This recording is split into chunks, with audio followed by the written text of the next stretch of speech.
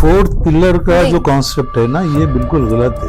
अस्सलाम वालेकुम नाज़रीन, आज हमारे साथ मौजूद है एम अबू बकर साहब, रोजाना डेली के चीफ एडिटर। किसी आइन ने हिंदुस्तान के इसको फोर्थ पिलर दिया ही नहीं। हाँ, पहले जर्नलिज्म का कायदा ये था कि वो एडिटर के टेबल पे आता था और उसके बाद उसकी इजाजत के बाद वो छपता था। ये गोदी मीडिया का दौर है। प्लानिंग के साथ हुआ है सब जी। काम, गोदी मीडिया के नाम से।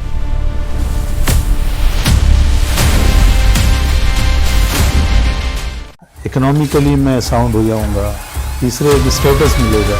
तो ये तीनों चीजें सहाफत के पेशे में बहुत ही आला दर्जे की होती हैं। अस्सलाम वालेकुम जनाब, जी, मैं ये जानना चाहूंगी कि सहाफत जैसी पेशे में कौन से मुश्किलात उन बच्चों को या उन स्टूडेंट्स को दरपेश आ रहे हैं जो इस फील्ड में फ्रेशर है। जी, ये आपका जो चैनल है यू आर जर्नलिस्ट, जी, बहुत बहुत शुक्रिया, आपने मुझे मौका दिया आपके चैनल से गुफ्तगू करने का। रहा ये सवाल के क्या मुश्किलात हैं इस पेशे में। पहली सबसे अहम बात यह है कि हर स्टूडेंट जो किसी भी शोबे में काम करता है या तालीम हासिल करता है, उसका एक नस्बुल ऐन होता है कि इस शोबे में जाने के बाद मुझे एक तो फेम मिलेगा, दूसरे इकोनॉमिकली मैं साउंड हो जाऊंगा, तीसरे एक स्टेटस मिलेगा। तो ये तीनों चीजें सहाफत के पेशे में बहुत ही आला दर्जे की होती हैं। अगर एक सहाफी ईमानदारी के साथ और उसके तमाम लवाजमात के साथ अगर काम करता है, मैदान में उतरता है, तो एक तो फेमस होता है वो, उसको हर कोई हाथों हाथ लेता है। दूसरे जो ये हम कहते हैं कि सहाफती पेशे में इकोनॉमिकली सहाफी बहुत कमजोर होता जी, है। लेकिन आज ये जो सोशल मीडिया का दौर आ गया है और एक नई सहाफत ने एक नई उड़ान भरी हुई है कि खबरें जो हैं अब वो दूसरे दिन के अखबार के बजाय फौरन लाइव कवरेज हो जाता है। वहां इंसिडेंट हो गया और यहाँ आप देख रहे हैं। तो इसको किस तरह से यूटिलाइज करके हम रोजगार का जरिया इसे बनाएं और इससे हम अपनी भी और अपने जिस चैनल के लिए हम काम करते हैं, जिस इंस्टीट्यूशन के लिए काम करते हैं, उसकी जो टीआरपी है वो बढ़ाने की हम अगर कोशिश करें तो हमारा जो शोबा ये सहाफत का या सोशल मीडिया का, ये जो जर्नलिज्म का है, ये जिस तरह से परवान चढ़ रहा है, तरक्की करता जा रहा है, तो इसमें मौके हैं, लेकिन उतना ही इंसान को तेज रफ्तार होना होगा। उसकी तरसील की जो रफ्तार है, उससे खुद को कॉप करना पड़ेगा। जरा सा पीछे हट गया तो खबर तो उससे हाथ के चली गई, दूसरे चैनल वाले छीन लेंगे। हम तमाम चैनल वाले कोशिश करते हैं कि सबसे पहले हम उस बात को मंजर आम पे लेकर आए। ये सबसे बड़ा चैलेंज है। इसके लिए फील्ड वर्क चाहिए, हमारे नुमाइंदे हर जगह मौजूद होने चाहिए। अगर नुमाइंदे नहीं है तो उस इलाके के ऐसे लोग हम तैयार कर पाए कि वो फौरन हमें वो क्लिप भेज दें या वो इंसिडेंट की रिपोर्ट भेज दें। तो ये सब चैलेंजेस तो ही हैं। प्लस हमने अगर कोई चीज गलत कर दी तो उसका नुकसान भी उतना ही बड़ा हमको झेलना पड़ेगा। उसके नुकसान में सहाफी की जान भी जा सकती है अगर उसने कुछ ये किया, है ना। उसके बाद आज जो नेक्सस है ड्रग माफिया का और दूसरे और भी जो इलीगल चीजों के काम होते हैं, तो उनसे अगर हम भिड़ गए, उनका कोई न्यूज ब्रेकअप कर दिया हमने, तो उससे भी हमें खतरे हैं। तो इसके लिए हमको एक ऐसा इंस्टीट्यूशन होना चाहिए जो हमारे साथ हमारी हिफाजत के लिए भी लोग रखे। जी, सेफ्टी। हाँ, सेफ्टी। अगर इतना सब वो करता है हमारा इंस्टीट्यूशन, तो ऐसे इंस्टीट्यूशन से काम हम करें तो फिर हमको बहुत। सर, मगर आप देखते होंगे कि आजकल सहाफियों को उतनी अहमियत नहीं दी जाती है जितनी देनी चाहिए। हालांकि हम कहेंगे कि इंडियन डेमोक्रेसी में सहाफी की,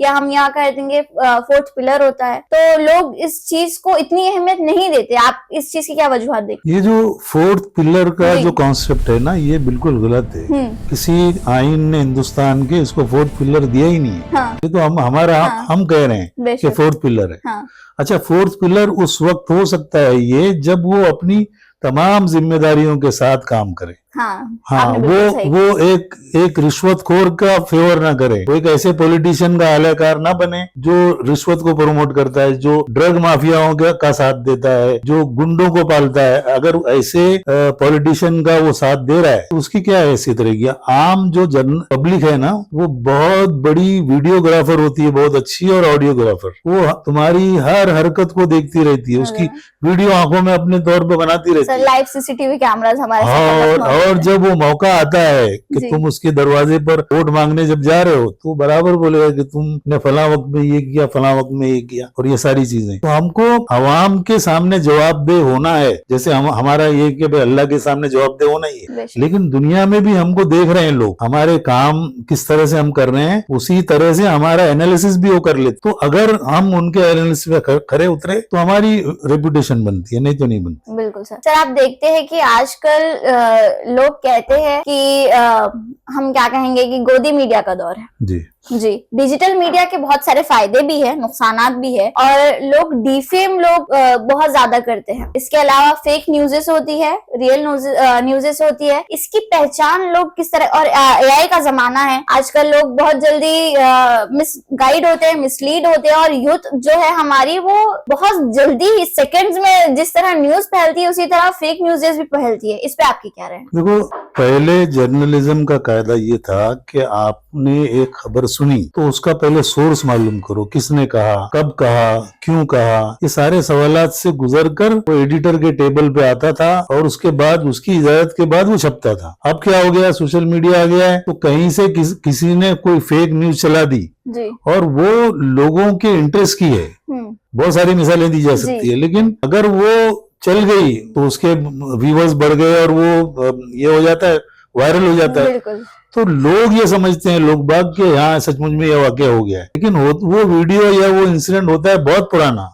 अब इसको शॉर्ट आउट करना कि भाई ये फेक है या नहीं है, तो ऐसे बहुत सारे इदारे हैं जो उसको देखते हैं। बहुत सारे चैनल्स ने भी शुरू किया है कि वो उसको देखकर और उसी थोड़ी देर में वो बता देते हैं कि फेक है जी। तो इस तरह से तो उसके काउंटर तो पैदा हो ही रहा है जी। लेकिन ये सोशल मीडिया आने के बाद जो है, अब भी सोशल मीडिया जो है उतना ऑथेंटिक नहीं माना जाता जितना एक अखबार की छपी हुई खबर पर आज भी एक आम आदमी भरोसा करता है। जी। लेकिन अरे वो क्या बोलते हैं उसको, व्हाट्सएप यूनिवर्सिटी का है। व्हाट्सएप यूनिवर्सिटी का है। जी। तो अखबार की किसी खबर को व्हाट्सएप यूनिवर्सिटी की खबर नहीं कहता। नहीं कहता। ये भी अखबार, मैंने इनकलाब में ये खबर पढ़ी, या ये यहाँ का जो है एशिया टाइम्स है, या और भी जो अखबार है औरंगाबाद टाइम्स है, उसमें एक खबर किसी की ताल्लुक से तो बोले हाँ सही हो सकती है, क्योंकि उतने एनालिस पैरामीटर से गुजर कर वो छपता है और अखबार में आता है। भले से वो दूसरे दिन आता है, लेकिन उसकी खबरें ऑथेंटिक है। तो ये फर्क है दोनों में। बेशक सर। सर आप देख रहे हैं आजकल सोशल मीडिया पर हम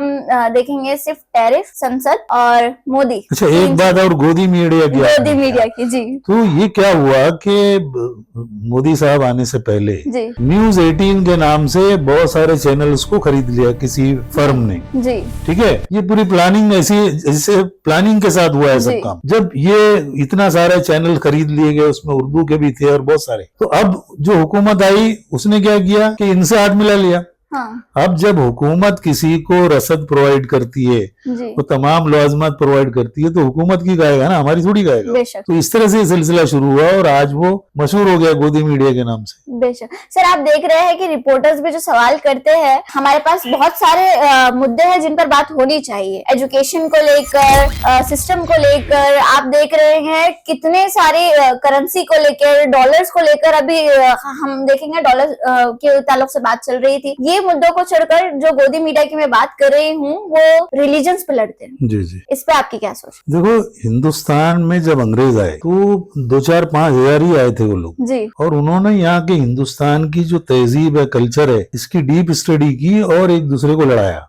और वो लड़ाते लड़ाते बंगाल से लेकर इधर टीपू सुल्तान से लेकर सब लोगों को उन्होंने कैप्चर कर लिया और उसके बाद अपनी हुकूमत कायम कर ली। तो लड़ाओ और हुकूमत करो की जो पॉलिसी छोड़ कर गए हैं, वही पॉलिसी आज जो हुकूमतें इस्तेमाल कर रही हैं। उन्होंने भी देख लिया कि भाई यहाँ जो मेजर तबका है हिंदू और मुसलमानों का, तो इनके दरमियान में नफरत कैसे पैदा की जाए, तो उसके लिए वो इस तरह के लोग छोड़ देते हैं जो इनके खिलाफ बयानबाजी करते हैं, और वो दूसरे जब उसकी तरफ से होता है, और जो डिबेट में जिनको लाकर बैठाया जाता है मुसलमानों के नुमाइंदे के तौर पर, तो उनको खुद इस्लाम की पूरी खबर नहीं होती और वो वहाँ जवाब नहीं दे पाते, सेटिस्फाई नहीं कर पाते, और वो सारा हिंदुस्तान देखता रहता है, हिंदू भी देखता है, मुसलमान भी देखता है। तो अब वो नफरत का जो माहौल आहिस्ता आहिस्ता बढ़ बढ़कर आप देख सकते हैं ना, उत्तराखंड में और इधर उधर बाकायदा तौर पर मुसलमानों को उनकी दुकानों से भगाया जा रहा है। SIR लागू कर दिया है, लोगों को SIR के बारे में मालूमात भी नहीं है। जी। तो ये सारी चीजें हो रही है और इसका फायदा उनको वोटिंग की शक्ल में मिल रहा है कि क्योंकि वो सारा वोट इकट्ठा हो रहा है और माइनॉरिटी का वोट बिखर रहा है बेशक। और वो हुकूमत में कायम है। मैं तो ये कहूंगा कि आप भले से इलेक्ट्रॉनिक मीडिया में हैं, यूट्यूब जर्नलिस्ट हैं या और भी जो मीडिया है वो सारे में आप रहो, लेकिन प्रिंट मीडिया से अपना ताल्लुक बनाए रखो। जो भी अखबार चल रहे हैं उसमें अपने आर्टिकल्स, उसमें अपने न्यूज आइटम्स वगैरह भेजा करो, क्योंकि वही पायदार रहने वाले हैं। वो आप उसको संभाल कर 100 साल बाद भी अपने बच्चों को बता सकेंगे कि भाई देखो ये एशिया टाइम्स में या इनकलाब में या मिड डे में मेरे आर्टिकल छपते थे। बेशक सर। और ये जो यूट्यूब के चैनल्स भाई जो कुछ आ गया और चला गया, गायब हो गया, उसको आप कैसे बता पाओगे? तो पायदार जर्नलिज्म जो है वो सहाफती जो प्रिंट मीडिया का मामला है वही रहने वाला, और आगे भी और कुछ दिनों में लोग इससे भी उगता जाएंगे। देखो उगता कर रील्स पे आ गए जी, है ना, अब उससे भी उगता जाएंगे भाई ये क्या है मामला, ये खत्म हो जाएगा,